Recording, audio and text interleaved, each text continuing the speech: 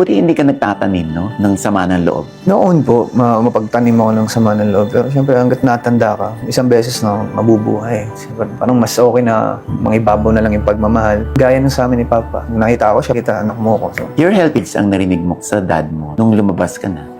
as in, ganun pa rin. Kahit hindi ko siya, okay na pa, wag ka na magsalita. As in, gusto pa rin niya mag-sorry. Siyempre, sa akin, sa aming magkakapatid. Kasi, siyempre, pag lalaki, hindi naman ako ganun ka-expressive sa nararamdaman. So, hindi niya alam na ganun na pala yung nararamdaman ko. Yung nararamdaman namin. Mas importante o mas mahalaga kung ipakita mo na lang ng sa gawa. And at the same time, i-reciprocate namin yan kasi tatay pa rin namin. And then, pairali na lang natin yung pagmamahal. At least nagka-araw-araw tayo magkakausap. Araw-araw tayo may oras para magkasama tayo. So, huwag natin sayangin yung mga ganung pagkakataon. Gustong bumawi.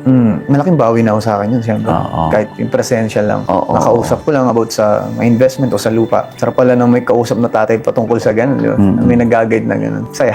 Oo. Okay naman. Sanay naman sila. Nag-alala lang ako pagdating kay mama. Kasi siyempre iba yung take ng mga nanay natin sa mga kahit yung sinasabi lang sa akin, ganun. Iba yung nararamdaman nila. So, sa halip na mabasa nyo, mabawasan mo lang yung paggamit mo.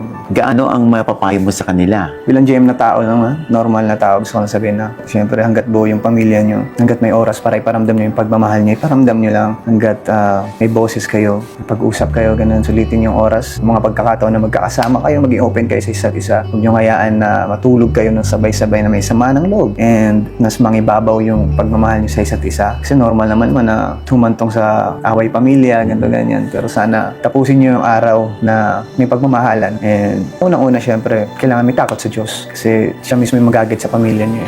And kung malaki man yung bubog mo sa pamilya mo, gawin mong gas yan para sa future mo, para sa mga gusto mong mangyari sa buhay mo, and para sa mga pangarap mo. Salud.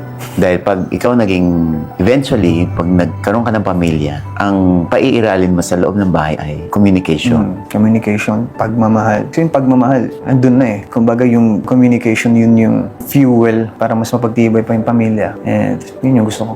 Yun yung natutunan ko.